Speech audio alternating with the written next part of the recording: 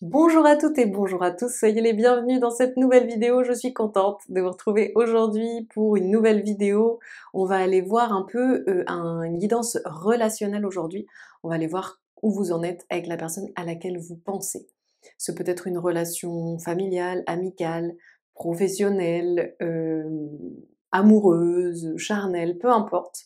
Vraiment, vous pouvez penser à la relation qui vous anime et allez voir votre guidance, sachant que c'est une guidance qui est intemporelle, donc peu importe le moment où vous tombez dessus, ça peut être le bon pour vous. Et sachant aussi que vous avez la possibilité de regarder, un choix pour une personne et un choix pour une autre personne. Vous avez aussi la possibilité de, dans 6 mois, si vous posez une question concernant une autre relation, re-regarder la vidéo en faisant un choix à ce moment-là. Voilà, je vous rappelle aussi que si vous appréciez mon travail, vous pouvez déjà le porter sur YouTube en likant, commentant, partageant et en vous abonnant. Mais vous pouvez aussi, si vous en avez envie, prendre un rendez-vous en privé avec moi. Vous avez mon site internet qui est sous cette vidéo dans la description. Je vous propose des séances ensemble. Vous pouvez également prendre une guidance par écrit si vous avez simplement une question ou deux à poser et que vous voulez une réponse rapide. Et vous avez aussi la possibilité de suivre des tutos et des soins canalisés et de suivre une formation complète sur le tarot Rider-Waite-Smith. Voilà, tout ça c'est sur mon site internet, sous cette vidéo, dans la barre d'infos. On va partir pour le choix de nos guidances. Voici l'image pour la guidance numéro 1.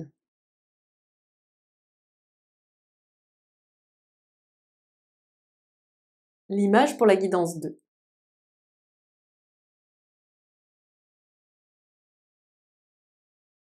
Et enfin l'image de la guidance numéro 3.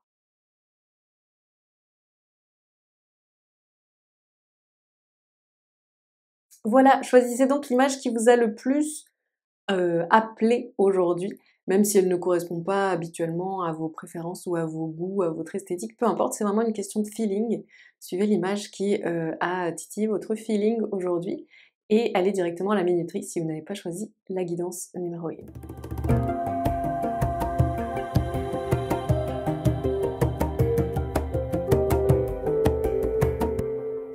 Alors, pour les personnes qui ont fait le choix 1, ce que je ressens, c'est que vous êtes dans une relation qui, jusqu'à présent, a été assez autonome et indépendante. Je perçois des personnes ici qui, par le passé, ou en tout cas au début de leur relation, même si, mettons, vous vous êtes rencontrés il y a peu de temps, disons que du coup, c'est même si c'était il y a peu de temps, c'est la relation jusqu'ici, quoi.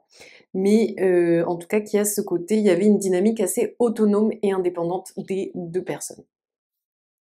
Qu'est-ce que je perçois d'autre? Et il est possible qu'aujourd'hui, on ressente un peu un besoin de savoir qu'est-ce que sera la relation, où on va, quelle est la vision commune qui porte, la relation aujourd'hui. Il y a un peu une interrogation sur ce que sera la suite, quoi, quelque part. Il y a aussi pour certains et certaines, le questionnement de l'exclusivité ou de la fidélité, notamment si vous êtes dans une relation sentimentale ou sexuelle qui a un côté, heu, est-ce qu'on ne devrait pas être exclusif ou exclusive? Est-ce qu'on ne devrait pas, mettre en place une forme de, fidélité ou d'engagement, particulier à ce niveau-là? Et si vous n'êtes pas dans une relation de cet ordre, il n'empêche que la question de comment être dans un rapport de fidélité l'une à l'autre ou l'un à l'autre, est en questionnement en ce moment. Ça va aussi avec une question de territoire. Du coup, pour certaines personnes, il peut y avoir aussi, la notion de, comment on s'engage et du coup, qu'est-ce que je te dois ou qu'est-ce que je te dois pas? Qu'est-ce qui est de l'ordre de mon jardin secret ou qu'est-ce qui est de l'ordre de notre relation? Et si vous n'êtes pas dans une relation sentimentale, il peut y aussi s'agir, ou alors si vous l'êtes, mais que vous êtes concerné par ce que je vais dire, il peut s'agir aussi de territoire au sens concret, et du coup de patrimoine, de biens immobiliers, ou simplement de logement, ou peut-être de travail. Il y a un peu cette question de qu'est-ce qu'on partage au niveau concret, et du coup, est-ce que par exemple, on vit au même endroit? Est-ce que, par exemple, on va faire un projet ensemble ou pas? Est-ce qu'on pourrait pas se lancer dans une activité pro ensemble ou est-ce qu'au final c'est pas une super idée, vaut mieux garder chacun et chacune ses vies séparées, quoi? Il y a un peu des questionnements comme ça qui sont en jeu aujourd'hui, après pourtant une période plutôt autonome. Et c'est assez étonnant parce qu'il y a quelque chose de très, un peu comme un changement de cycle entre vous 2. Comme s'il y avait pu avoir tout un début de relation qui n'a rien à voir avec ce qui se joue maintenant, mais que ça s'était presque fait naturellement, ce changement, comme si c'était une question de cycle, quoi. C'est-à-dire, oui, bah, avant c'était plutôt, la nouvelle lune, puis maintenant c'est la pleine lune. C'est radicalement opposé, mais il n'empêche que ça appartient, à la même essence, qui est la lune, et que, c'est simplement des questions de où on en est dans le cycle naturel des choses. Il y a un peu cette idée-là pour vous que vous êtes peut-être en train de beaucoup, enfin d'emmener la relation dans une direction qui lui semble totalement étrangère quelque part et qui pourtant semble assez naturelle. C'est une évolution surprenante, mais qui est vécue d'une façon comme si c'était juste naturel d'en être là et de se poser ces questions-là. Et je sens que pour vous, ces changements et ces questionnements sont un peu stressants. Dans le sens où il y a un peu ce côté j'ai pas envie de souffrir, j'ai pas envie de me faire avoir, j'ai pas envie que ce soit un échec, j'ai pas envie, de finir dans une relation compliquée. Hem, il y a aussi cette idée que si ça se passe pas bien, ça pourrait entacher la relation et nous mettre un peu dans un truc où on s'en veut et et il y a un peu cette idée-là et du coup ça déclenche en vous, à ce que je ressens, pas mal de d'ego. Parce que ça vient toucher à l'idée que vous vous étiez fait de vous-même, c'est-à-dire à l'idée que vous étiez fait de qui vous étiez. Par exemple, si on reprend la question de l'indépendance, bah, vous étiez toujours dit: «Non, moi je suis quelqu'un d'indépendant, je vous donne l'exemple qui me vient et je me mettrai jamais en couple». Et là pourtant vous sentez que ça serait un peu un truc logique à faire. Et du coup ça vous insécurise parce que ça vient, complètement, percuter l'image que vous étiez façonnée de vous-même. Ça peut être aussi: «Ah non, moi je m'étais toujours dit que, je travaillerais jamais en famille» et là vous sentez que, ben, pourtant il s'agit d'un membre de votre famille, heu, mais qui serait assez pertinent, de travailler ensemble et du coup ça vient un peu, vous perturber dans l'image que vous étiez fait de vous-même et de votre vie. Et du coup il y a quelque chose comme ça qui, c'est comme si presque ce projet ou cette solidification relationnelle entrait en collision avec des vieilles croyances, avec, une narration interne, avec oui, avec l'idée que vous vous étiez fait de votre propre personnage et de votre propre vie. Et donc ça entraîne un truc de presque un sentiment d'échec, même si c'est pas formulé comme ça et que c'est pas forcément, ce que vous penseriez rationnellement, en énergétique, en sous-marin, en inconscient, il y a un peu ce côté: je m'étais fait, l'idée qu'un idéal de vie, c'était mettons de ne pas vivre en couple et d'être libre. Aujourd'hui, je sens que, le mouvement naturel des choses m'amènerait à choisir cette personne comme étant ma partenaire ou mon partenaire, à titre exclusif et à bâtir quelque chose avec cette personne de plus engageant, quoi que ce soit, hein. Et du coup, je le vis un peu comme un échec de mon ancien idéal, quoi. Il y a quelque chose en tout cas de cet ordre-là et comme si du coup, quelque chose qui en apparence pour d'autres personnes pourrait sembler très simple, vous, ça vous fait un peu des nœuds au cerveau parce que, ouais, parce que c'est pas, pour vous, c'est presque contre votre logique que vous vous étiez, créée et en laquelle vous croyiez. Et du coup, ce que ça a de très perturbant, c'est qu'on sent que cet état de fait vous amène à être comme un phénix et à opérer une grande transformation et à accepter de lâcher sur des choses qui pour vous étaient, ultra importantes et même constituantes. Vous voyez? Comme si ça faisait partie de votre constitution. Et et du coup même, j'aurais envie de dire et même constitutionnel quoi. Comme si ça venait à l'encontre de la charte, de code de vie que vous étiez signé à vous-même, quoi. Vous voyez, il y a un petit peu ce côté-là. Et donc, il y a un peu ce côté, j'ai du mal à lâcher là-dessus, et pourtant, une transformation radicale m'attend, et une transformation qui a du sens. Il y a vraiment, c'est par ce lâcher-prise que vous brûlez entièrement comme un phénix, et qu'ensuite vous êtes capable de renaître de vos cendres. Et du coup, renaître de vos cendres, ça veut pas dire dans le sens où ça va vous faire du mal. Ce qui va être détruit, ça va être l'ancien mode. Mais vous allez au contraire, avec cela, vivre une libération. Parce qu'en fait, cette relation est venue rendre tangible une inadéquation qui était en train d'être claire en interne de je ne suis plus en accord avec mon mode opératoire pour lequel j'avais signé, quoi. Peut-être que vous, dans votre impression, vous étiez en train de suivre votre philosophie de vie pour laquelle vous aviez signé et ça vous allait très bien et cette relation vient bouleverser ça et c'est juste désagréable et ça donne envie de fuir et de garder le protocole habituel.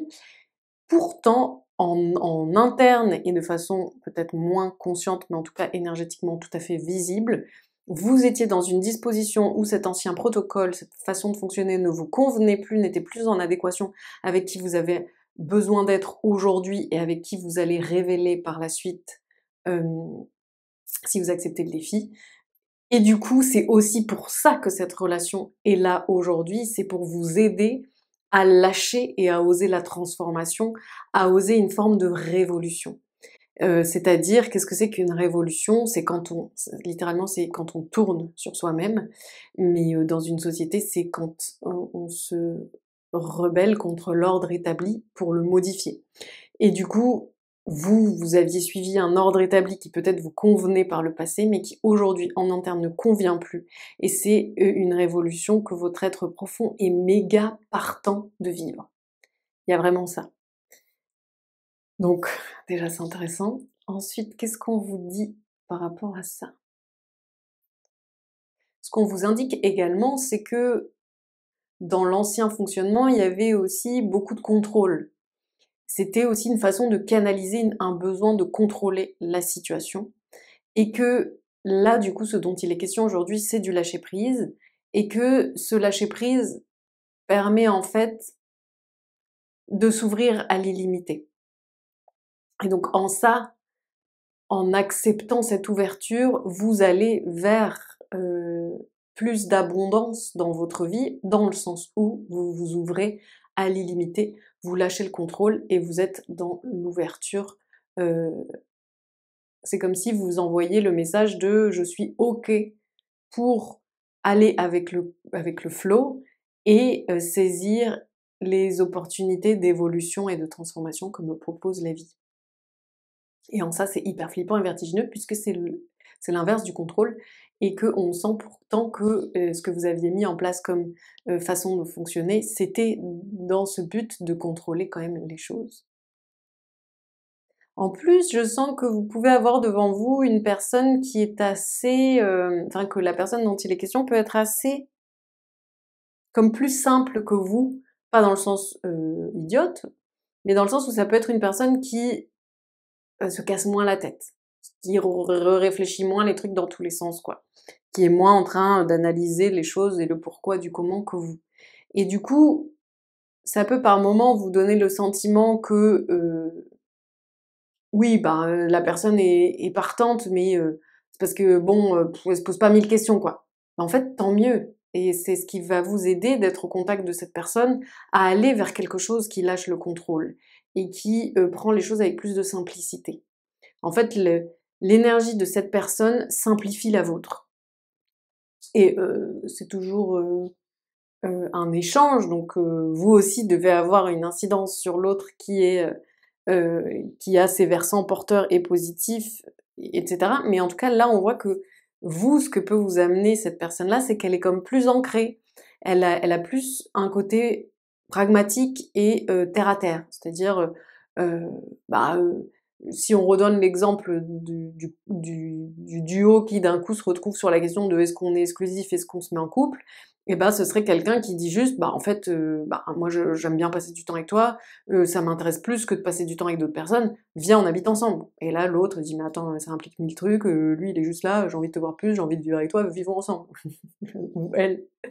C'est un peu ce genre d'idée. Ou alors, si on prend l'idée du professionnel, ça peut être, votre cousin et alors que vous êtes toujours dit qu'il fallait pas faire d'affaires en famille, votre cousin vous dit: «Attends, moi je suis hyper doué, pour les chiffres, la compta, le truc, toi tu as un talent de dingue pour créer tel machin, viens on s'associe». Et vous, vous allez être là: «Attends, il se rend pas compte, au niveau, de du passé familial ou au niveau de nos 2 personnalités ou au niveau de ce que ça implique que de travailler et cetera», et vous pensez à plein de trucs auxquels la personne ne semble même pas avoir pensé parce qu'elle, elle est juste là en mode: «Bah, toi tu sais faire ça, moi je sais faire ça, trop bien, on fait ça ensemble». Et du coup, vous allez pouvoir vous dire dans un premier temps, en fait, c'est juste qu'il réfléchit pas, mon cousin. En fait, c'est peut-être pas mal de pas réfléchir par moment. En tout cas, trouver un équilibre.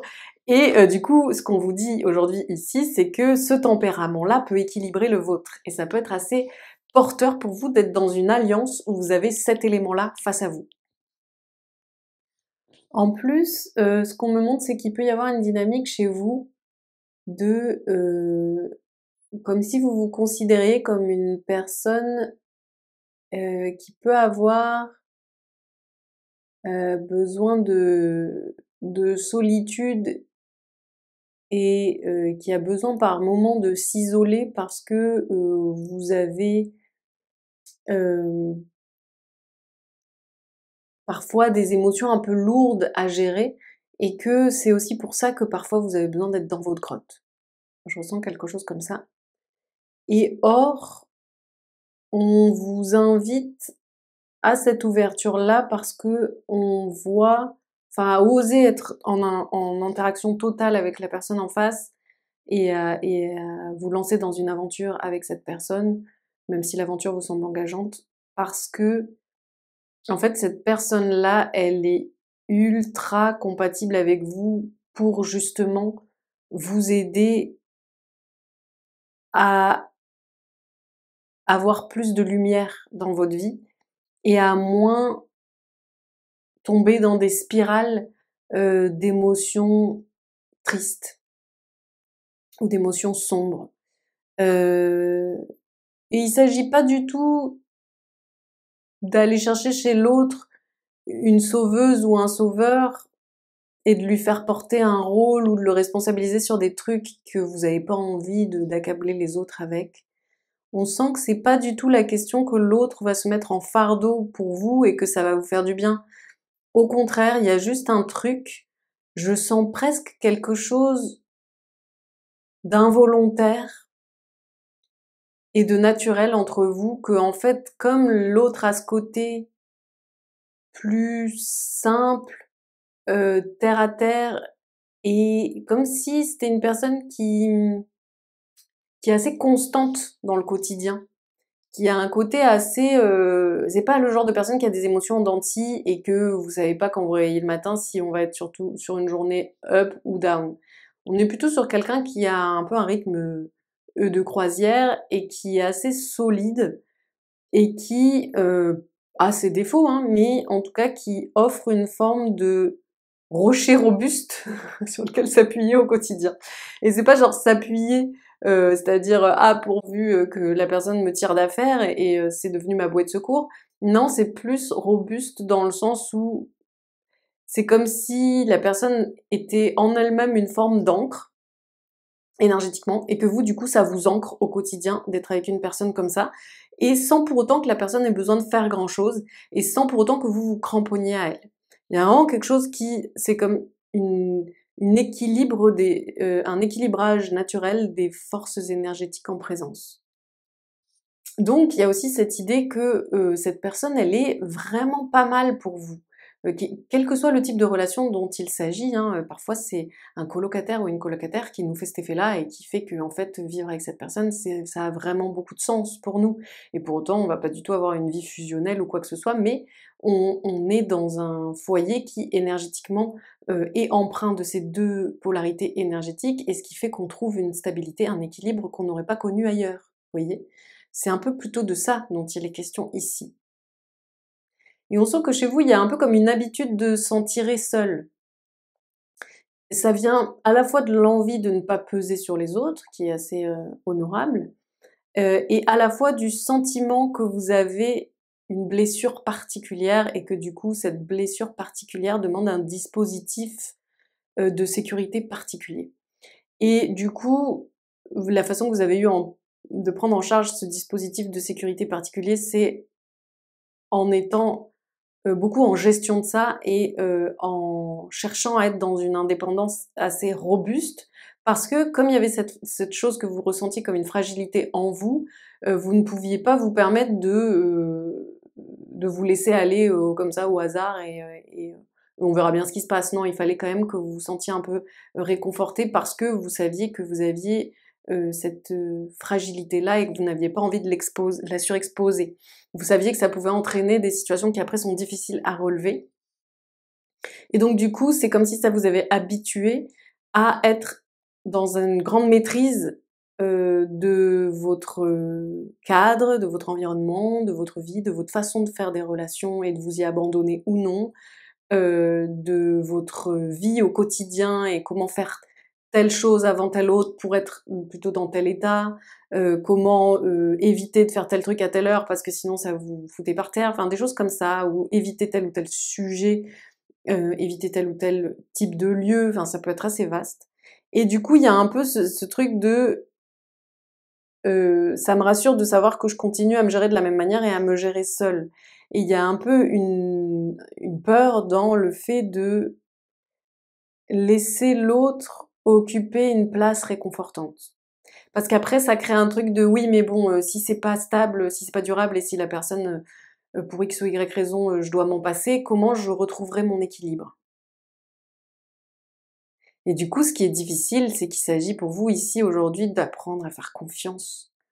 Une confiance assez folle, une confiance assez totale et déraisonnée, une confiance qui n'est pas raisonnable.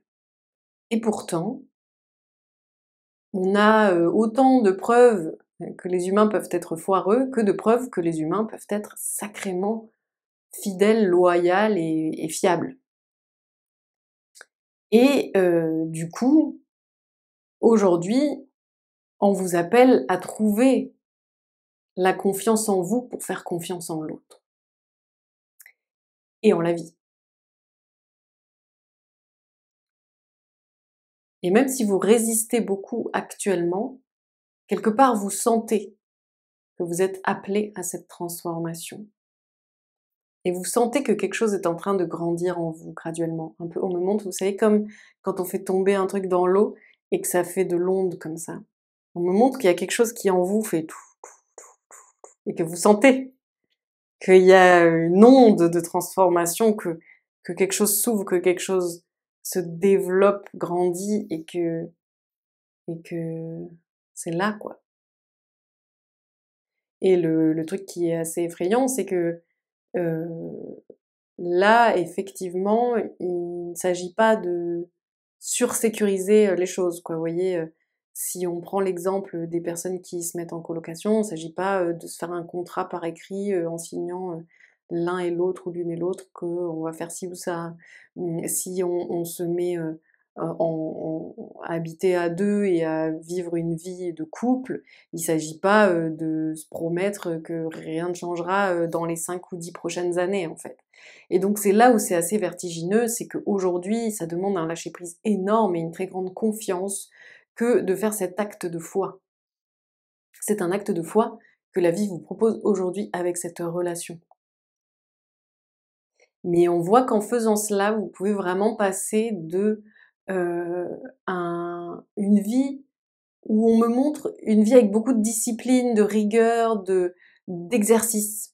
Comme s'il fallait, s'exercer, comme s'il fallait rester en exercice. Enfin, je vois quelqu'un qui fait par exemple des pompes, des tractions. Il y a un peu cette idée de: «Faut que je reste dans ma routine, faut que je garde ma discipline, faut que je sois forte, donc je me muscle. Faut que je sois fort, donc il faut que je m'exerce». Il y a un peu cette idée, vous déployez énormément d'énergie en ce moment à, garder le cap.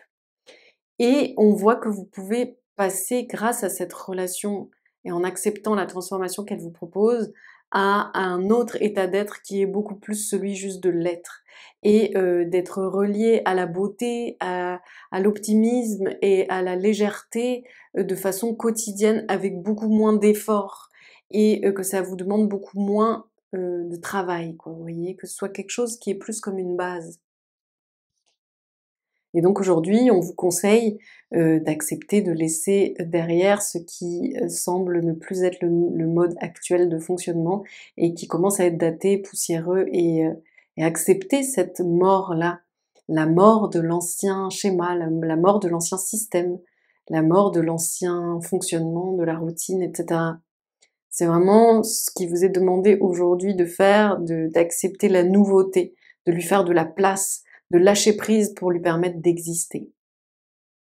Et même si vous avez l'impression de faire de la voltige et de vous lancer et sauter dans le vide, il y a vraiment cette idée que vous allez voir en le faisant pourquoi vous l'avez fait.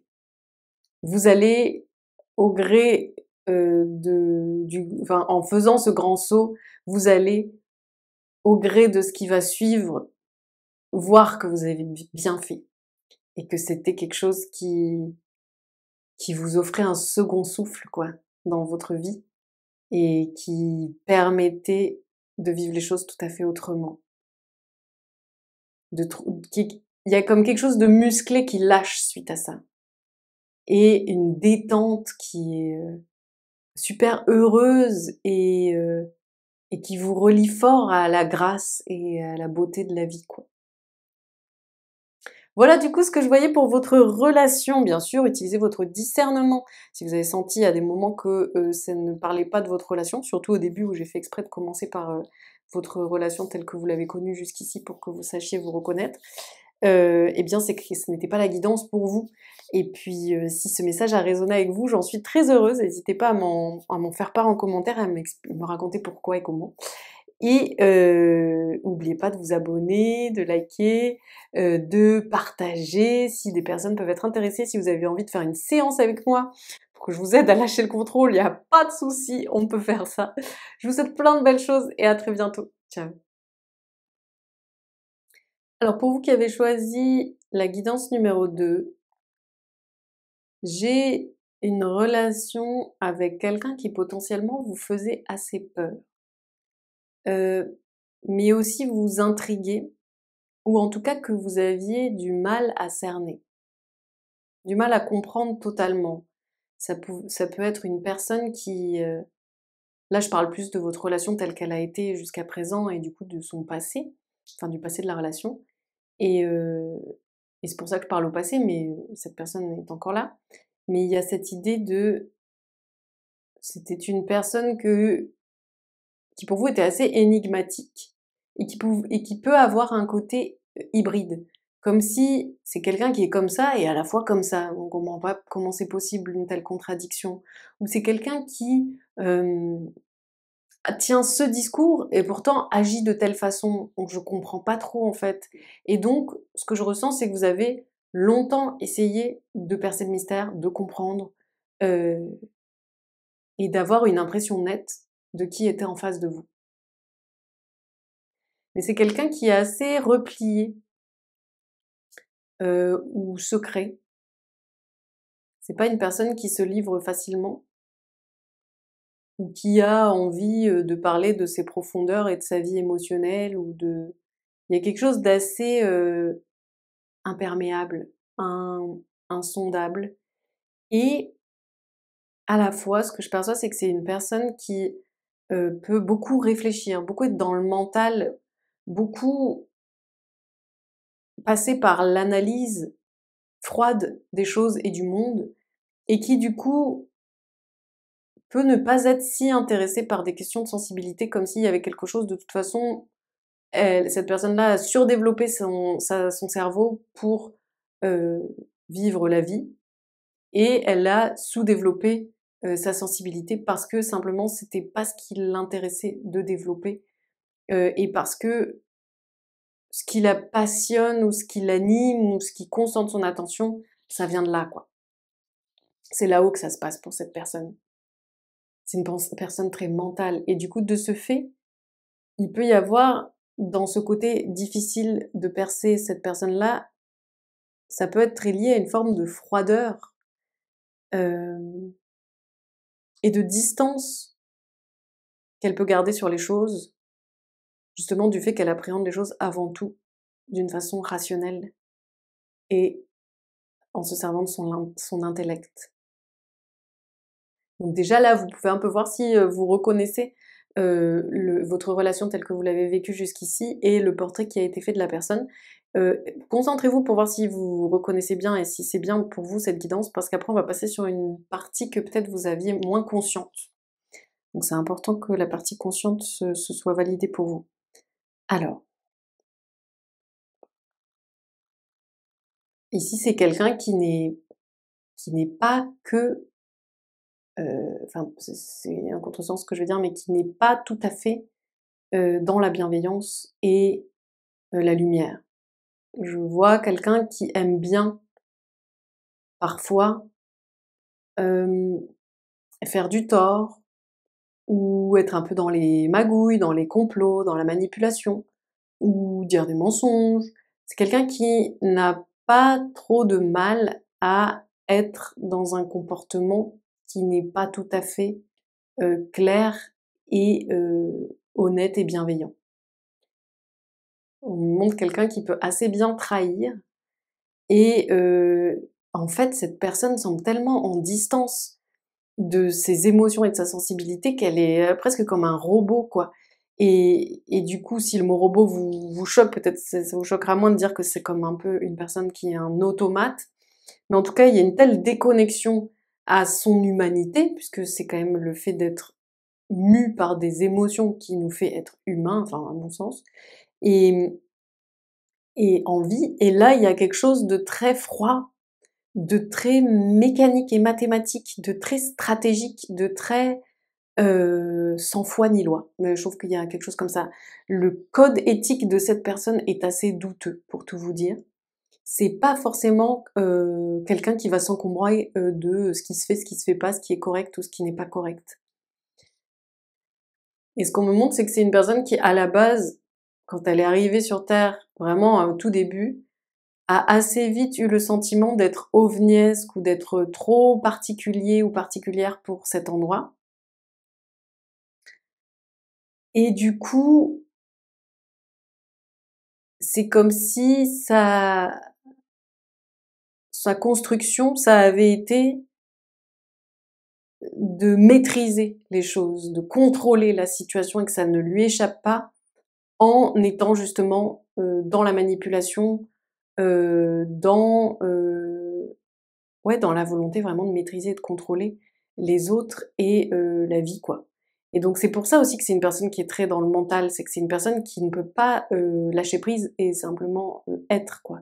C'est une personne qui a, ce besoin de contrôler les choses et donc c'est pour ça aussi qu'elle va chercher à contrôler les personnes, c'est qu'elle a besoin en fait, d'être en maîtrise de ce qui se passe et de ce qui se joue. Parce qu'en fait aussi, comme elle a eu ce sentiment à l'origine de ne pas être en adéquation telle qu'elle était, elle s'est comme bâti un personnage, elle s'est, bâti une identité. Et du coup, pour continuer d'être cette identité-là ou cette personnalité-là qui, à ses yeux, est une bonne formule, eh bien, il faut continuer d'avoir la maîtrise de la situation parce que sinon on risque de se faire modifier par, ce qui se transforme autour de nous, quoi. Donc du coup, il y a ce côté très figé aussi, chez cette personne-là. C'est pas quelqu'un qui souhaite évoluer, c'est pas quelqu'un qui souhaite se remettre en question, c'est pas quelqu'un qui souhaite changer, en fait, parce que, ce n'est pas possible de changer vu que c'est une personne qui tient tout sous contrôle. Et vous voyez, il y a un peu cette même idée que, vous voyez, c'est le même genre d'énergie que si je rentre dans un supermarché et que j'ai pas de prix de caddie et que du coup j'empile des trucs dans mes bras et du coup je porte plein de trucs dans mes bras et le moment où, mettons, je sais pas, il y a ma sœur qui était en train de faire, de retirer de l'argent et qui me rejoint dans le supermarché qui me dit: «Bah attends, tu as plein de trucs, vas-y donne-moi». Et je sais plus comment lâcher. Parce qu'en fait j'ai tout empilé tellement comme ça et je tiens tellement tout alors que tout est un peu mis, comme ci comme ça, que j'ai peur que si je lâche un truc, bah ce soit le mauvais et que tout s'écroule. Et il y a un peu cette idée-là chez cette personne, c'est-à-dire qu'elle a tellement bâti son identité, construit une espèce de solidité par-dessus son essence qu'elle jugeait pas porteuse, pas viable ou pas assez forte ou pas assez puissante, qui fait que maintenant, si vous lui proposez de se remettre en question, de se transformer, d'aller voir quelqu'un, de vous raconter ce qui lui arrive vraiment, bah en fait elle peut pas, parce que c'est juste inenvisageable pour cette personne et ça doit même pas être conscient pour elle. Mais il y a cette peur que si je lâche, en fait, tout peut tomber. Si je lâche, en fait, je n'ai aucune idée de qui je suis. Si je lâche, en fait, c'est toute ma carapace qui disparaît, et je me retrouve comme un Bernard l'ermite sans coquille, quoi. Donc il y a vraiment une incapacité ici à se remettre en question et à aller dans la profondeur, quoi. C'est pas souhaité, c'est vraiment pas souhaité. Quand on dit ça, je sens que c'est même pas de la peur, c'est que c'est un verrou immense, un coffre-fort, une porte blindée, que derrière ça, il y a de la peur qui cache un truc, et c'est imprenable. Vous êtes face à un château fort.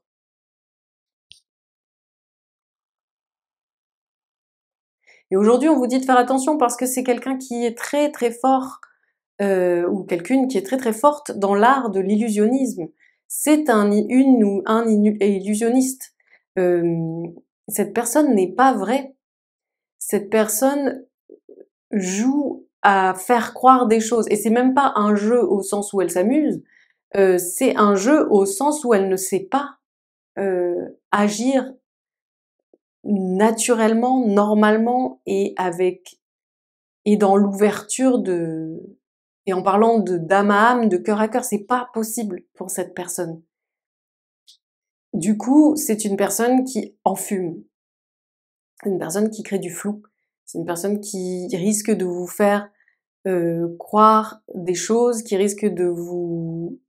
pourrait être capable, qui est complètement capable, je pense qu'elle vous l'a déjà fait, de vous souffler le chaud et le froid en même temps.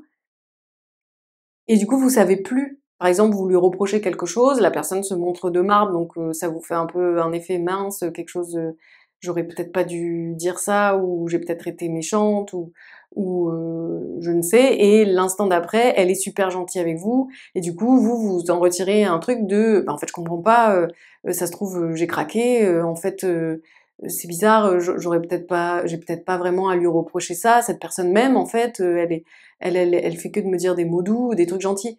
Non, en fait, cette personne est déroutante. Et elle fait des actions contraires, ou elle dit des choses qui sont contraires, ou elle enfume vos radars, en fait.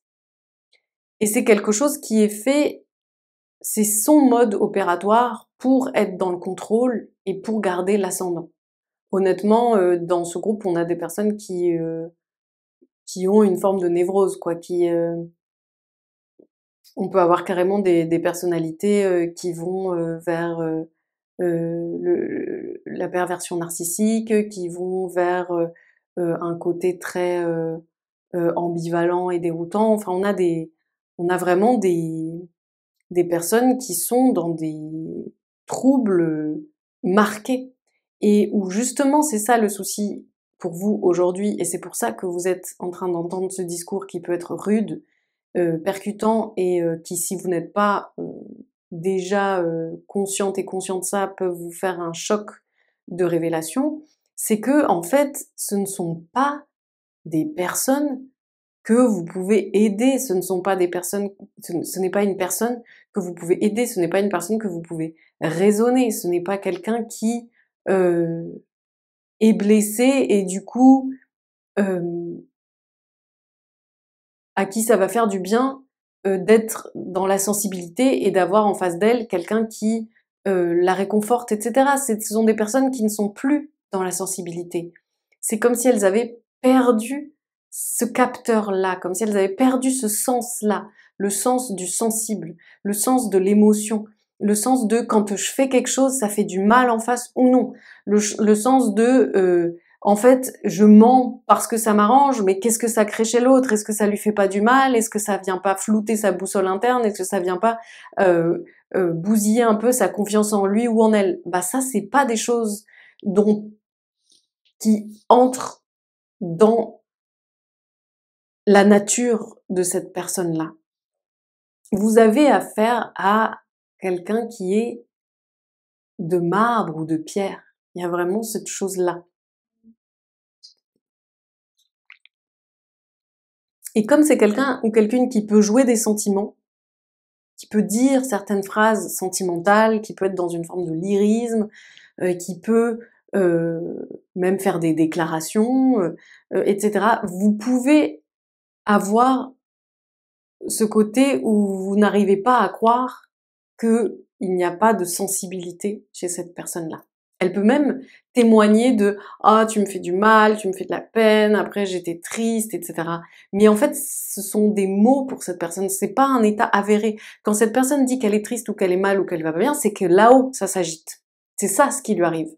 C'est pas des trucs qui viennent dans son émotionnel, parce que son émotionnel, il est coupé. Et le problème, c'est que vous avez du mal à abandonner cette personne pour le cas où vous pourriez l'aider, pour le cas où vous pourriez la sauver. Mais en fait, ça n'est pas possible. Ça n'est vraiment pas possible. Déjà, c'est pas à vous de le faire. Il faudrait que la personne ait envie de se sauver elle-même pour que ça fonctionne. Et c'est absolument pas dans ses... C'est même pas une option, là, pour cette personne-là. C'est même pas quelque chose qu'elle envisage comme une option. Tiens, je vais me transformer, je vais changer, ou je vais me poser quelques questions qui vont me faire un peu diguer sur qui je suis. Alors vraiment pas. Je pense que c'est l'opposé de ce que recherche cette personne-là. Et même dans les cas où vous êtes face à quelqu'un qui vous dirait oui, je vais le faire, franchement, n'y croyez pas. Ouais, je vous le dis comme ça. Moi, vraiment pas. Vous pouvez regarder mes autres vidéos du genre à bitcher sur les gens ou à créer des histoires de cancans, etc. Là, si je vous le dis comme ça et si les énergies sont aussi claires que ça depuis le début de cette guidance, c'est qu'aujourd'hui vous êtes en mesure de recevoir ce message-là et sans enrobage et parce qu'en fait, il devient ultra important de vous libérer de ça, en fait. Vous n'avez rien à faire dans ces énergies. Ce sont des énergies qui sont sombres, qui sont gluantes, dans le sens où elles vous empèguent, comme on dirait en marseillais. Elles vont vous engluer. Vous engluez dans du noir avec cette personne-là. Vous pouvez rejoindre une vie lumineuse là aujourd'hui. Et pour beaucoup d'entre vous, vous l'avez déjà bien avancé votre vie lumineuse, simplement vous êtes écartelé. Mais là, c'est... Ah non, c'est tout pourri ça. C'est vraiment pas bon. Et je comprends parce que vous continuez d'être hanté par un jeu de faux semblants. C'est-à-dire que la personne, c'est une bonne comédienne ou un bon comédien, quoi, que vous avez en face de vous. Et du coup, c'est difficile de pas y croire. En plus, je sens chez vous une forme de grande empathie. Vous êtes le style de personne qui aime aider les autres. Vous pouvez même travailler dans l'aide aux autres. Et du coup, ça vient toucher un truc c'est très difficile pour vous de vous détourner parce que c'est comme si vous attendiez la certitude que vous n'êtes pas en train de lâcher cette personne alors que vous auriez pu l'aider ou alors qu'elle aurait pu s'améliorer et que du coup ça aurait été possible entre vous. Si c'est ça qui vous manque aujourd'hui, cette guidance peut vous aider là-dessus, c'est que là, ce qu'on vous dit, c'est que vous, c'est pas votre chemin de rester en lien avec cette personne et d'avoir la foi parce que c'est un cas désespéré en fait. Je suis désolée de vous le dire aussi cash, mais là, c'est bloqué en fait. C'est quelqu'un qui est bloqué. Et cette personne peut avoir été super chouette avec vous pour plein de raisons. Vous pouvez avoir des bêtes de souvenirs ensemble. Elle a pu vous faire vivre des choses magnifiques. Mais là, c'est le cul-de-sac, quoi, en fait. Donc soit vous restez en espérant une micro-lueur d'espoir que vous n'apercevez même pas encore aujourd'hui, restez dans l'énergie de cette personne, mais du coup vous foutez en l'air votre évolution perso qui pourtant on sent est vachement belle et qui a encore plein de potentiels qui sont en chemin, quoi. Et du coup, vous vous garez avec cette personne, quoi, quelque part. C'est comme si vous vous gariez dans son impasse, quoi. Soit vous osez couper le fil, quoi, qui vous unit, et du coup, vous rejoignez votre torrent qui, vous avez une vie qui est comme un torrent, quoi. Vous êtes méga vivante ou vivant, vous êtes transporté par tout ce que la vie a à vous offrir et vous aimez saisir les occasions de grandir, les occasions d'évoluer, les occasions de comprendre. Pour vous, la vie, c'est un truc, c'est pas quelque chose dont vous avez peur, comme tout le monde, vous avez des peurs, mais en fait, vous avez envie de jouer avec la vie, vous avez envie de faire corps avec la vie, vous avez envie de la savourer, vous avez envie de... Ouais, c'est vraiment l'image qu'on montre, c'est comme si pour vous, la vie, c'était un torrent lumineux, et que ça vous pose pas de soucis, et même c'est un idéal de vie de sauter dans le torrent, quitte à se faire ébouriffer dans tous les sens, mais je vous vois avec la banane mort de rire ou mort de rire en mode avec des éclaboussures de lumière dans tous les sens et à dire en fait ça la vie et puis on est obligé de bouger quand on est en vie. Vous êtes l'inverse en fait de la personne que vous essayez de sauver ou de faire percuter ou avec qui vous essayez de garder un lien ou je ne sais ou à qui vous essayez de faire entendre raison. Vous êtes l'opposé. Alors peut-être que à la base, si cette personne n'avait pas mal commencé sa vie et n'était pas bloquée dans son délire, bah vous vous ressembleriez. Mais c'est juste pas le cas du tout dans la vie actuelle.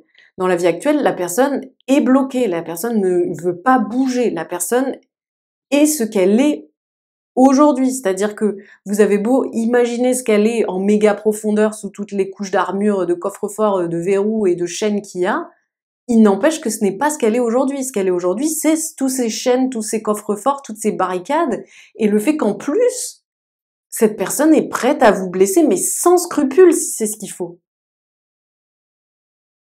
En fait, cette personne préférera garder son emprise quoi qu'il en coûte, même si ça va à l'encontre de votre bien-être, même si ça revient à vous mentir et à jouer faux. Donc, là, vous n'avez aucune raison d'être là, en fait, avec cette personne garée dans son impasse. Vous avez votre torrent de lumière. Vous, si vous avez envie, aujourd'hui, vous êtes un groupe qui clairement peut manifester l'abondance dans sa vie, qui clairement peut avoir le genre de vie où on ne cesse de grandir tout le temps, où on se sent chaque fois plus libre, chaque fois plus heureux, chaque fois plus heureuse, chaque fois plus en réception totale de tout ce que l'existence peut offrir, en fait. C'est ridiculement binaire, je le sais, et ça, du coup, peut sembler manichéen et réducteur, mais je vous dis, restez en lien avec cette personne et vous êtes dans le noir. Soyez sur votre route et zappez l'autre, et vous êtes dans la lumière blanche dorée de ouf. C'est aussi simple que ça, et c'est souvent quand c'est aussi simple que ça qu'on bug, parce que le cerveau, il est habitué à résoudre des énigmes, à comprendre, à chercher. Et quand c'est trop simple, il comprend pas. Ça paraît trop simple, donc c'est pas possible. Ça veut dire que j'ai pas bien fait mon taf. J'ai pas trouvé la petite bête. J'ai pas trouvé comment, pourquoi. Vous voyez? Donc il y a vraiment ça. Et ce qui est très dur pour vous, c'est que vous savez que quelque part, vous êtes une lumière pour l'autre. Vous êtes une petite lumière. Du coup, c'est difficile de laisser l'autre entièrement dans le noir. Mais ce qu'il faut savoir, c'est que c'est aussi des choix. Oui, on a une base avec des problèmes, avec des obstacles, avec des embûches. Oui, il y a des personnes qui nous font du mal. Oui, on se fait blesser, mais il y a aussi les choix dans la vie. Et c'est ça aussi beaucoup qui crée une vie et qui crée une personne. C'est ses choix, en fait, parce que c'est du libre arbitre. Et cette personne, oui, elle a pu être blessée, mais elle a aussi fait des choix. Et là, aujourd'hui et jusqu'ici, elle a fait des choix de se bloquer, en fait. Elle a fait le choix de fonctionner comme ci ou comme ça. Elle a fait le choix de pas saisir telle et telle coche, de pas saisir telle et telle occasion. Elle a fait le choix de ne pas se remettre en question, d'avancer en autoroute, de se croire plus fort ou plus fin ou plus fine ou plus habile que l'autre. C'est des choix. C'est pas une victime, cette personne.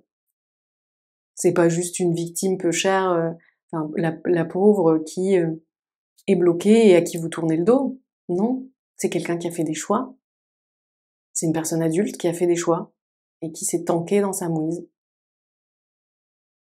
Je sais que c'est dur à entendre, je sais que c'est dur à mettre en pratique, je sais que c'est dur comme moment à passer, je le sais vraiment, faites-moi confiance, je le sais. Mais ce qu'on peut vous dire aujourd'hui, et que vous avez peut-être besoin d'entendre aussi pour oser, c'est que non, vous n'êtes pas une mauvaise personne. Non, vous n'êtes pas cruel, non, vous n'êtes pas en train de faire quelque chose de condamnable si vous vous détournez. Non, vous n'êtes pas en train de manquer à votre devoir, vous n'êtes pas en train d'être irresponsable, vous n'êtes pas en train d'être méchante ou méchant.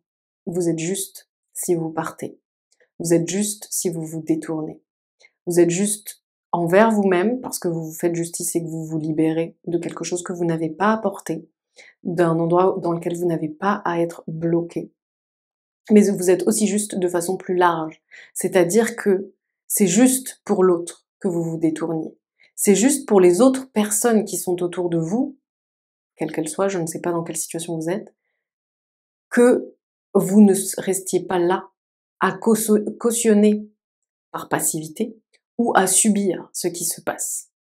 Et vous pouvez aussi ne pas vous rendre compte que certaines personnes ont besoin de votre positionnement ou de votre exemple ou de votre réaction ou de votre façon de poser des limites ou aussi de que les masques tombent parce que vous vous positionnez, c'est même pas la peine d'aller cancaner, hein. Des fois quand on voit que quelqu'un agit d'une certaine façon et qu'on estime cette personne, on se dit oula, en fait elle doit être grave l'autre personne, vous voyez.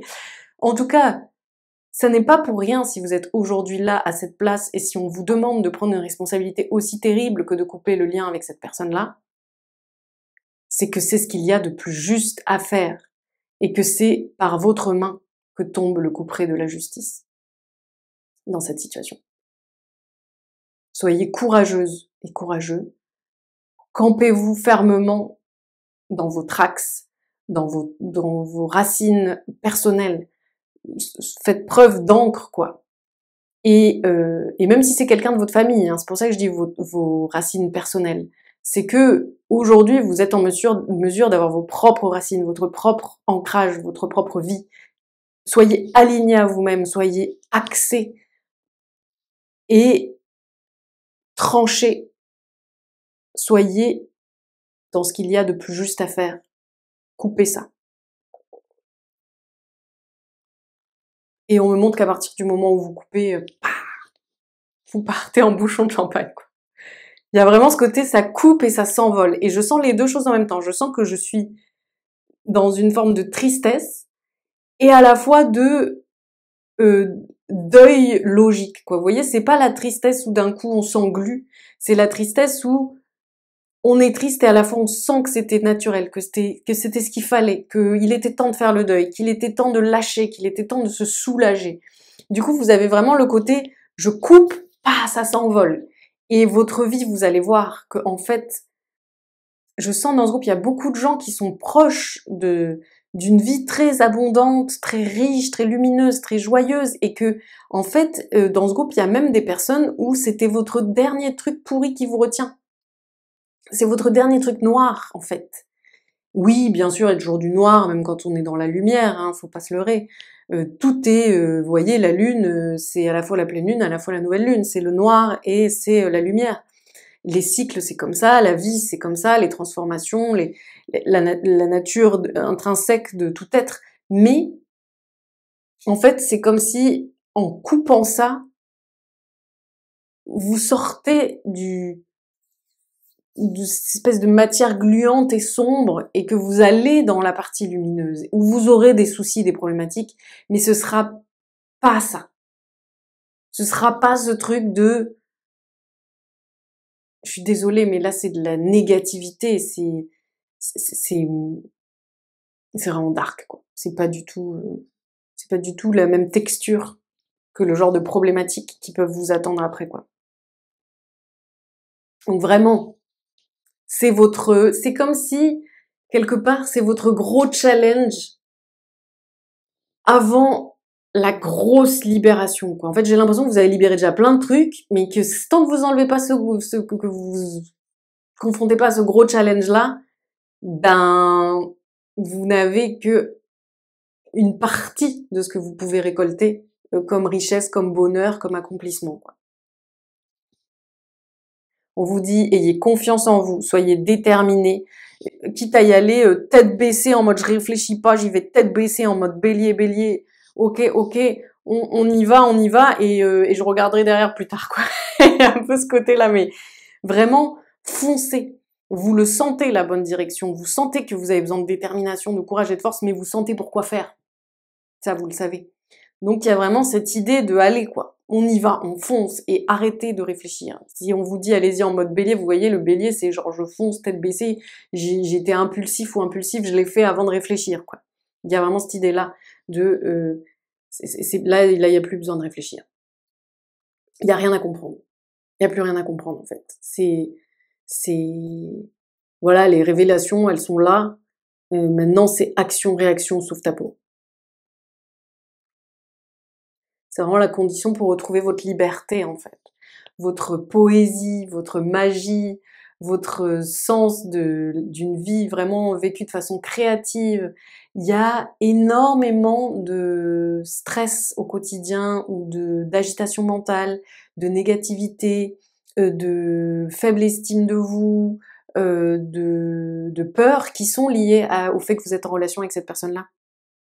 Et qui en fait ne sont pas obligées de faire partie de votre vie.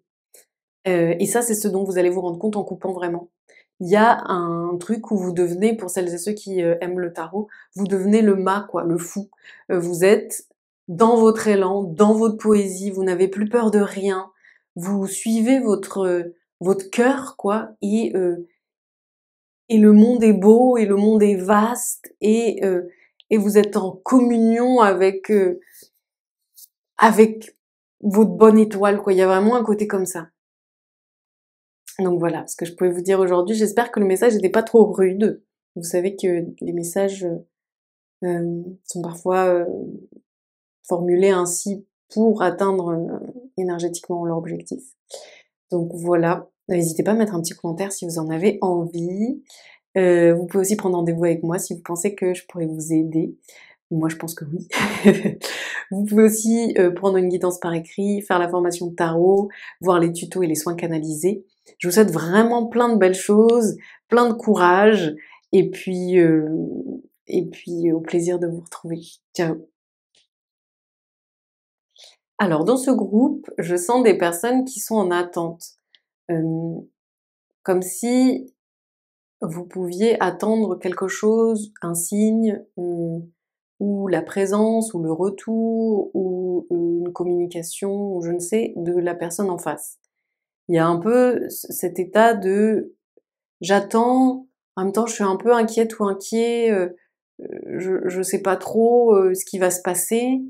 Du coup, il y a des petits moments où je suis un peu triste, ou alors où je suis un petit peu fébrile, ou alors j'ai du mal à être dans le repos, dans le calme. Et il peut y avoir du coup aussi ce côté, donc j'essaye un peu de ça peut être, j'essaie de préserver les choses de la façon la plus belle ou propre possible au cas où la personne, enfin, ou pour le moment où la personne s'intéresserait à nouveau à moi, ou alors où la personne serait de retour, ou la personne m'apporterait enfin la réponse que j'attends. Du coup, il y a cette idée, vous voyez par exemple, de Si c'est quelqu'un que vous attendez dans la sphère sentimentale, il peut y avoir ce côté j'attends que l'autre vienne, mais du coup je continue d'essayer de me faire belle ou beau, de peut-être du coup de me montrer sur les réseaux sociaux sous un bon angle, ou de quand je vais voir des personnes être jolies au cas où ces personnes-là parlent de moi à l'autre, ou prennent une photo et la postent aussi, ou euh, au cas où il y ait des ragotages ou des choses comme ça. Ou alors ça peut être aussi le côté euh, vous attendez quelqu'un ou quelqu'une qui vous a dit que potentiellement elle viendrait vous rendre visite, et du coup vous faites que de cliner chez vous en imaginant le moment où la personne va arriver pour le moment où vous avez décidé de vivre ensemble, de partager ensemble.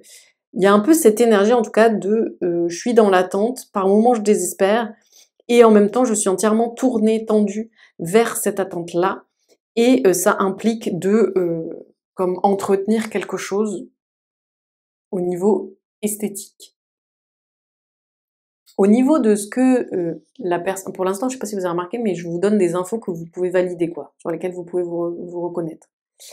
Au niveau de ce que votre relation a été jusqu'ici, je sens que vous avez une relation assez cyclique.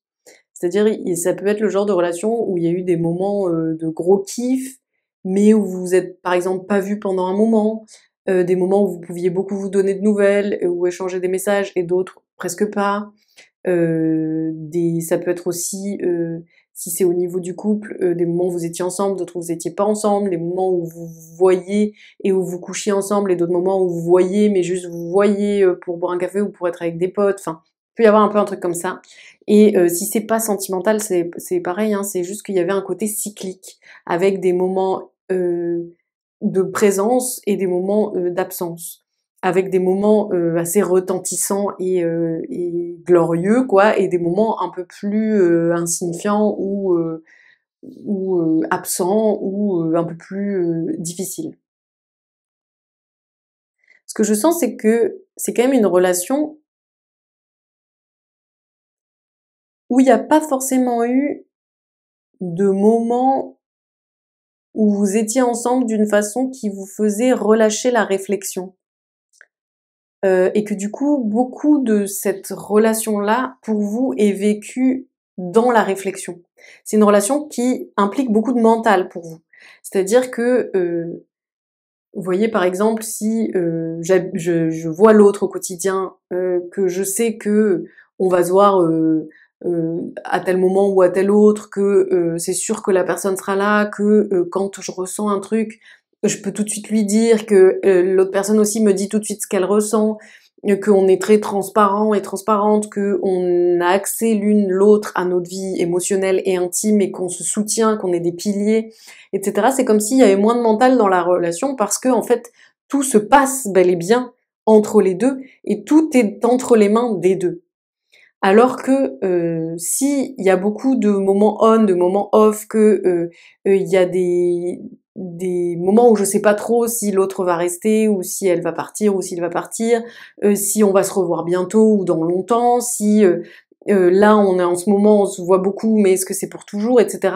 Il y a un peu ce côté où du coup je me relâche pas totalement dans la relation, et je réfléchis beaucoup pour euh, comprendre en fait, et intégrer tout ce qui se passe.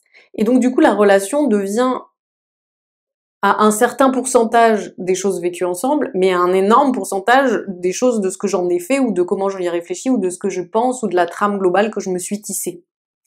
Il y a un peu ça dans cette histoire, c'est que jusqu'ici, il y a un ratio de moments vécus, réflexion mentale, qui est pas si équilibré que ça, dans le sens où ça pèse plus du côté du mental, quoi.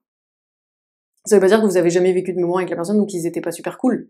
Ça veut juste dire que vous avez beaucoup tricoté mentalement autour de cette relation. Ce que je ressens aussi, c'est que vous êtes euh, dans un contexte où je vois déjà que ça peut être un contexte qui implique un groupe social, que ce soit une bande d'amis, une famille, une communauté, des collègues. il y a un peu cette idée qu'il y a comme un groupe social, que cette personne-là à laquelle vous pensez, elle est potentiellement assez soit séduisante, soit charismatique, euh, soit marrante, mais qu'en tout cas elle suscite de l'attention. Et ça peut être même amical, hein, même au niveau amical, il y a des personnes qui attirent vachement les amitiés plus que d'autres, ou qu'on regarde plus, ou sur lesquelles on se retourne, ou dont on parle beaucoup. Euh, et que du coup, vous, il y a un peu ce côté où à la fois ça vous flattait d'être en interaction avec cette personne, et à la fois c'était un petit peu effrayant parce qu'il y a un petit côté euh, est-ce qu'il m'apprécie vraiment ou est-ce qu'il joue avec moi? Pareil si c'est une femme. Est-ce qu'elle m'apprécie vraiment ou est-ce qu'elle joue avec moi? Est-ce que je suis un peu naïve ou naïf ou est-ce qu'il se passe vraiment quelque chose, quoi? Il y a un peu ce questionnement de votre part et du coup ça amène aussi un peu à une forme de justement c'est ça qui fait réfléchir et qui peut amener une forme d'errance par moment. Vous voyez au début il y a un peu ce côté quand je vous disais je vois de l'attente et un peu un côté j'essaie de rester up pour le moment où ça se présente. Il y a une forme d'errance là-dedans parce que c'est un peu comme si je faisais les 100 pas en attendant l'autre en fait.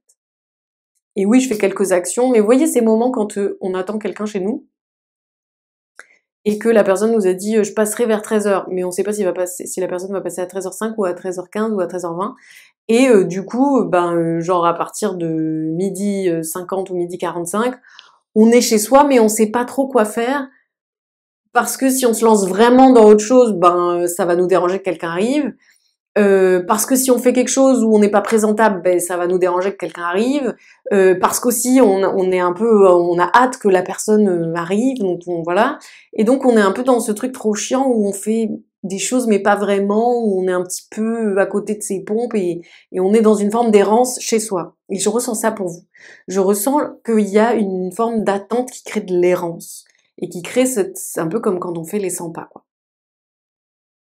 Donc on me redonne cette info là que la personne en face de vous est quelqu'un qui ou quelqu'une qui a du poids socialement et qui est assez regardé et voire qui bénéficie d'une certaine aura ou qui peut être le genre de d'individu qu'on pourrait assez bien applaudir ou saluer ou dire waouh bravo pour tel truc ou simplement dont on pourrait apprécier un peu la personnalité ou le tempérament. Et pourtant on a quelqu'un ou quelqu'une qui est assez qui manque un peu de vie dans le sens où c'est pas quelqu'un qui est tant en mouvement que ça. C'est une personne qui est un peu sur des rails. Alors peut-être de façon singulière, originale, ou peut-être avec un certain talent ou un certain brio, mais il y a un peu un côté autoroute, quoi. On sent pas tant quelque chose d'évolutif ou de transformateur. On voit un peu quelqu'un qui a un peu trouvé le bon costume pour être une chouette personne et qui le met tous les matins sans se poser de questions, quoi. Il y a un peu cette idée. Et du coup, il y a comme quelque chose qui est figé euh, chez cet individu. Et j'ai aussi cette impression que c'est hum, on a affaire à quelqu'un ou quelqu'une qui, en fait, n'est pas tant sur des questions de cœur. Et ça marche que vous soyez en train d'attendre de cette personne une amitié ou une relation familiale plus agréable ou peu importe. Mais il y a cette idée que je perçois une personnalité qui s'intéresse davantage à une forme de réussite. Que ce soit une réussite sociale, que ce soit une reconnaissance sociale, que ce soit un statut professionnel, que ce soit de faire du chiffre au niveau financier, que ce soit de bâtir un patrimoine. Mais en tout cas, il y a vraiment son premier souci, c'est de réussir. c'est d'être dans une réussite visible de l'extérieur et d'atteindre certains objectifs qu'elle ou qu'il s'est fixés. Et que donc, quelque part, il y a cette sensation que vous êtes en train d'attendre la personne, vous, sur un côté très j'ai envie de vivre quelque chose de l'ordre du cœur avec cette personne, et, et je pense que votre désir profond, c'est de ne plus être dans cette cogitation mentale, mais d'être dans un truc où le cœur s'ouvre et où on embrasse euh, une forme de lien vrai et lien fiable, mais vous avez face à vous une personne qui n'est pas orientée comme ça.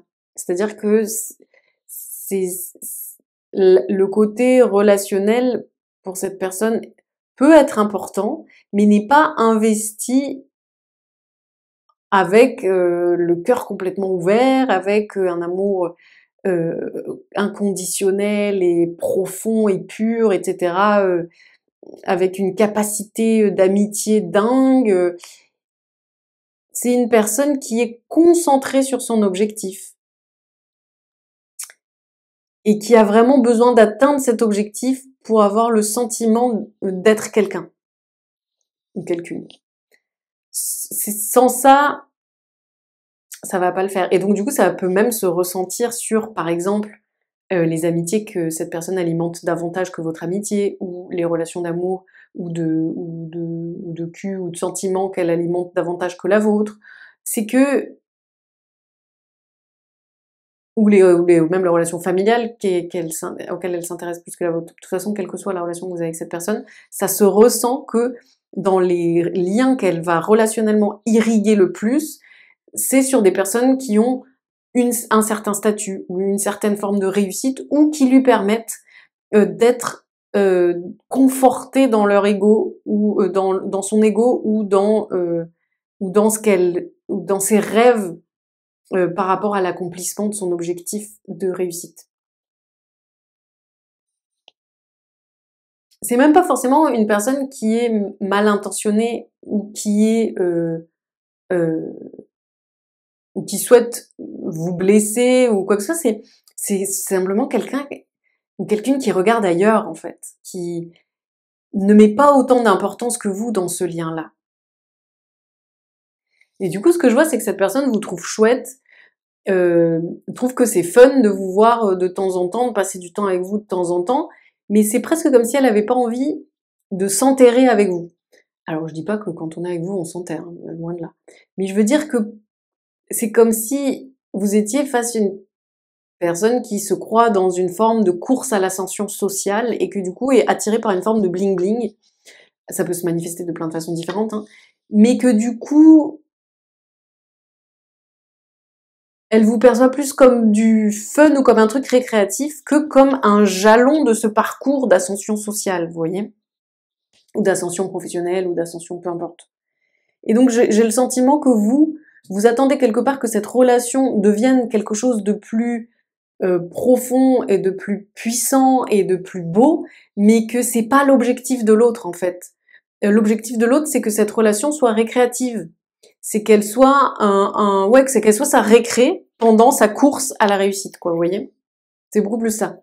Donc j'ai l'impression que vos volontés ne sont pas ne concordent pas, quoi.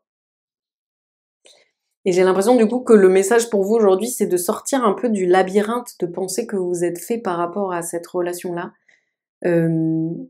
Vous avez beaucoup cherché à comprendre, vous avez suivi pas mal de pistes différentes, vous avez cru que tel chemin menait à tel endroit, et puis vous avez atterri à tel autre, et vous n'avez pas compris comment ça se faisait. Et vous êtes comme un peu en train de vous perdre dans une espèce de méandre de pistes, d'options, de questions, et en fait, vous avez fait de cette relation au niveau mental un vrai labyrinthe, alors que pour l'autre, j'ai l'impression que c'est très simple. Et c'est en ça que vous êtes en train de vous coincer et de rester dans cet état d'attente et de errance dont on parlait au début. C'est qu'en fait, l'autre n'est pas du tout dans un truc aussi complexe et, et vaste que vous. L'autre est dans un abord beaucoup plus simple. Et c'est justement ce qui peut vous avoir rendu très compliqué d'y voir clair, c'est que vous vous placez l'un et l'autre ou l'une et l'autre pas du tout au même endroit. Vous n'êtes pas en train d'aborder la relation du même endroit, mais pas du tout. Et donc du coup, ça crée un truc où la communication est pas claire et vous, de votre côté, vous interprétez beaucoup de choses et l'autre, de l'autre côté, n'est vraiment pas en train de se casser la tête, quoi. L'autre est en train, en fait, de prendre ce qu'il y a à prendre, d'avoir du fun comme ça vient et de pas imaginer la suite, quoi, en fait. Et du coup, on vous invite à faire attention, de pas vous tanker là-dedans, de pas perdre tout votre temps, toute votre souveraineté à donner le lead à une personne qui est en train de faire autre chose, en fait. Et du coup, c'est comme si vous attendiez l'autre. Vous voyez, si on reprend l'idée de... Il y a une personne qui m'a dit qu'elle allait passer vers 13h chez moi et du coup, je fais des trucs, mais en même temps, je fais pas grand-chose parce que je me dis qu'à tout moment, elle va passer. C'est une bonne image pour la situation actuelle de cette relation. Et c'est comme si vous attendiez que cette personne-là passe hypothétiquement et que votre vie, elle était un peu mise en stand-by. Ça peut ne pas être très visible parce que, mettons, vous continuez d'aller au taf, vous continuez de voir vos amis, vous continuez de vous faire plaisir en faisant des activités. Mais dans votre énergie, il y a quelque chose qui est suspendu et qui est arrêté au cas où, ou pour le moment où. Et ça, en fait, c'est vraiment en train de vous stériliser, quoi. C'est en train d'éteindre votre élan vital, naturel, qui vous permet en fait d'être dans un abord beaucoup plus créatif et créateur de votre vie. Et du coup, là, ce qu'on vous dit, c'est vraiment ne vous tanquez pas là-dedans. Attention de ne pas rester euh, bloqué dans l'attente, quoi. Parce que même si l'autre finissait par se pointer euh, et que vous passiez un très bon moment, bah, il n'empêche que dans le fond, c'est pas raccord, quoi. Euh, Comme je vous disais, vous partez pas vous abordez pas la situation de la même façon, vous avez pas les mêmes attentes, vous avez pas les mêmes objectifs, vous avez pas la même implication émotionnelle et la même implication sentimentale, même si c'est pas une relation amoureuse. Il n'empêche que vous y avez mis du cœur. Et l'autre a gardé beaucoup plus de distance et beaucoup plus détaché. Et du coup, ça empêche pas de passer des bons moments ensemble, mais il n'y a pas d'implication sentimentale de la part de l'autre personne. Et vraiment, le conseil pour vous, c'est que si vous tenez absolument à cet ami-là, là, du coup, je parle vraiment au sens amical, c'est-à-dire que même si vous parlez d'une personne avec qui vous avez une vie sentimentale ou d'une personne avec qui vous êtes un plan cul ou collègue ou je ne sais, ou famille, il y a cette idée de si vous voulez que cette personne demeure une ou un ami parce que vous aimez la relation au niveau amical, ok, mais on vous déconseille vraiment de l'investir pleinement, cette relation, parce que vous risquez simplement d'être déçu ou d'attendre pour rien ou d'être figé dans votre avancée ou dans votre façon de relationner ou même de casser un peu votre estime de vous au niveau relationnel et après de galérer avec d'autres relations qui pour le coup seraient pourtant très simples et plus heureuses. Il y a vraiment cette idée, vous avez besoin, ne vous en cachez pas, vous avez besoin que les personnes soient fiables, que les personnes soient fidèles, que vous sachiez les situer, que vous sachiez où les trouver et que vous sachiez à quel point elles font partie ou non de votre vie. Vous avez besoin de ça. Et quel que soit le type de relation dont on parle ici, hein, vous avez besoin de fidélité, de fiabilité, de loyauté, de soutien. Vous avez besoin de savoir que vous pouvez compter sur les autres. Et ce ne sont pas des choses que va vous apporter cette personne qui est beaucoup plus girouette, qui est beaucoup plus à papillonner et à profiter comme ça, mais en tout cas, avec vous, elle n'est pas en train d'investir la relation de façon fiable. Donc, ce qu'on vous appelle aujourd'hui à faire, c'est d'aller vers des personnes qui peuvent vous offrir ça. C'est tout à fait ok et honorable d'avoir ces attentes-là. C'est juste d'être au clair avec qu'est-ce qu'on attend. Et pareil, vous êtes une personne qui a besoin de vivre les choses de façon sentimentale, dans le sens où, même s'il s'agit d'une amitié, c'est de dire des mots qui rassurent au niveau amical, des mots qui font se situer au niveau amical dans où est-ce qu'on en est de nos émotions, de nos sentiments. Vous avez besoin de ça, vous avez aussi besoin de pouvoir dans une relation dire vos émotions, dire où vous en êtes, dire comment vous vous sentez et sentir que l'autre ça l'intéresse et que l'autre va en faire quelque chose et que l'autre va vous accueillir et que l'autre va vous rassurer, vous sécuriser, etc. Ça, vous avez besoin de tout ça. Arrêtez de nier ça et de vous dire que c'est vous qui avez besoin d'être moins comme ça et que de toute façon, à un moment ou à un autre, l'autre va vous donner une réponse ou percuter ou être différent ou être différente ou je ne sais. Et vraiment cette idée de non, là vous castez la mauvaise personne, la personne qui ne va pas du tout en accord avec vos besoins relationnels. Donc du coup, à la limite, si vous avez envie d'en faire le genre d'amitié sur laquelle on compte pas mais qui est marrante de temps en temps, ok.